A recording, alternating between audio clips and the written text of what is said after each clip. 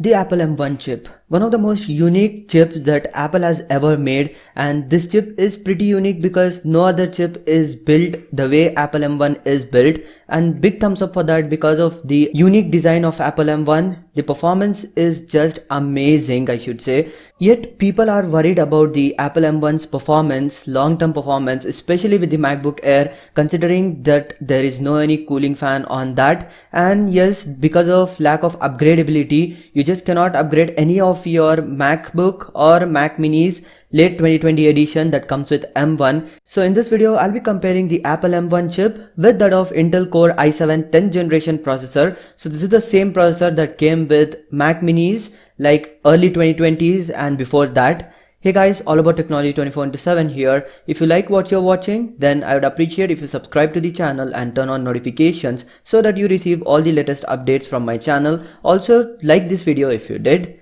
Let's now get started.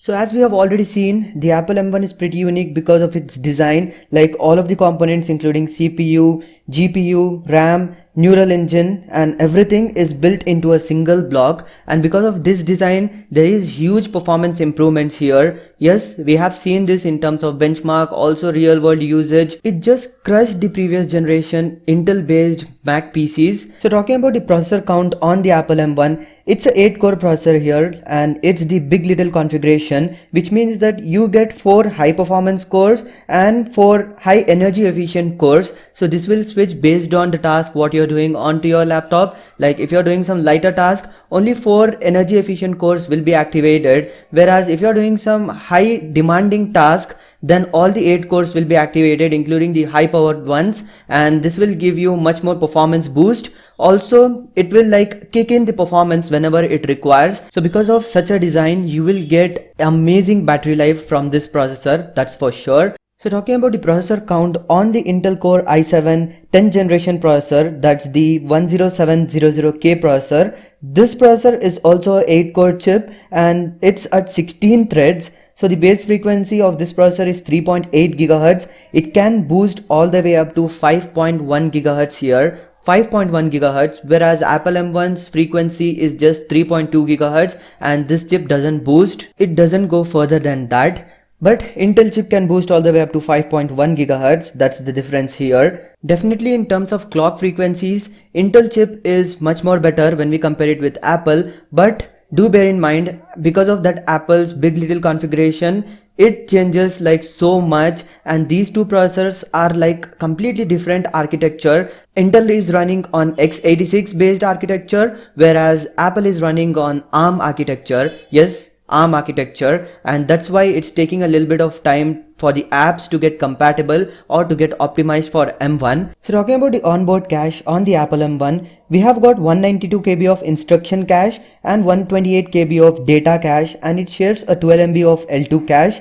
The low performance cores have got 128 KB of instruction cache, 64 KB of data cache, and it shares 4 MB of L2 cache here. Yes, this is all you have on board. Talking about the Intel Core i7 processor, the onboard cache on the Intel Core i7 is just 16 MB Intel Smart Cache. That's it, 16 MB Intel Smart Cache. So definitely M1 has got a little bit better onboard cache when we compare it with the Intel Core i7. So now the most important thing about any processor, the onboard graphics.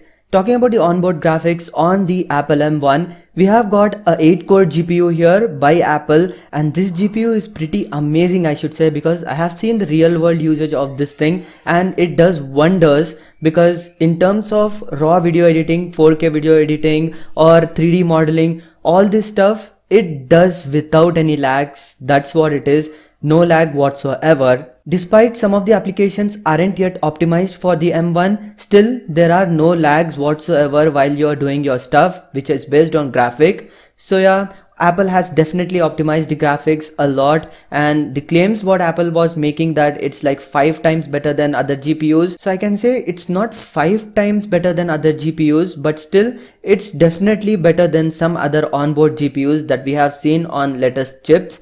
So talking about the onboard GPU on the Intel Core i7 processor, here we have got Intel's UHD graphics, and these graphics are clocked at max dynamic frequency of 1.2 GHz. From the past experience, Intel's onboard graphics are not considered that powerful when we compare it with like other brands. For example, graphic that comes with AMD processors is much more powerful when we compare it with Intel processors, until Intel's 11th generation processors. With the 11th generation series, Intel upgraded their onboard GPUs with like so much improvements. I can say it's like definitely better than others, but since we are comparing Intel Core i7 10th generation processor here, so definitely Apple M1 graphics are much better than Intel's 10th generation graphics, that's for sure. So talking about the FinFET process, Apple is built on 5nm FinFET process, yes 5nm, whereas the Intel Core i7 processor is built on 14nm FinFET process, guys, yes 14nm. Come on Intel, like other brands are going with 5nm, 7nm processors, Intel is still stuck with 14nm. So this means that Intel processor will generate more thermals and it will consume more battery when compared to Apple M1. Apple M1 will generate lesser heat because of the 5nm FinFET process, and because of that big little configuration too, the battery that Apple will consume is much more lesser than the Intel Core i7. So speaking about the security and reliability, both of these chipsets will offer you high-end security and reliability based on their architecture. So based on the OS 2, like with Intel, you will get their top of the line security and reliability features. Also with Apple and macOS Big Sur, you will get a lot of security and reliability stuff. So I will not go in depth regarding these in this video. So yeah, either of these will give you like high-end security, that's for sure. So at this point, you might have made a conclusion like definitely M1 is a better chip.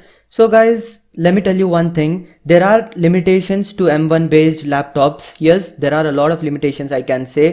Upgradability is literally zero with the M1 based MacBooks because you just cannot add extra RAM, or you also cannot connect any external GPUs as of now. Yes, there is no eGPU support on the late 2020 MacBooks or Mac Minis, and because of this, like many people, most of you guys are using eGPUs with your laptops. Also, many of you consider to upgrade your RAM, at least your RAM, like over time when your workload increases, you try to upgrade it, but not with the M1 based MacBook. Like if you buy it 8GB, that's what it is. If you buy it 16 gigs, that's what it is. Whatever it comes from the factory, that's what it is. You just cannot upgrade anything. They are using some sort of dock or whatever it is in order to make 2 monitors or even 3 monitors. What I saw online, they are making it work. But guys, do bear in mind, this might bottleneck your CPU. Yes, because it is designed to handle only 1 monitor and you are like forcefully making it to work with 2 monitors or 3 monitors too. So do bear in mind. So the ultimate choice is yours. If you want external GPU support, if you want more than 1 monitor support, if you want upgradability, you can go with Intel based MacBooks or Intel based laptop. But if you want macOS and if you want that new M1 chip, and if you're okay with not upgrading it, and if you're okay with no eGPU support, and most important, if you're okay with like 1 monitor setup, then definitely you can go for the M1 based MacBook late 2020 edition. No issues with that. So guys, this was a quick little comparison of the Apple M1 chip with that of Intel Core i7 10th generation processor. That's the 10700K. That's pretty much it for this video. If you liked it, please give it a big thumbs up and do subscribe to the channel for more videos like this. Also do follow me on Instagram, link is in the description or it's appearing somewhere on the display. This is all about technology 24/7. Signing off for the moment. You guys have a great day. Peace.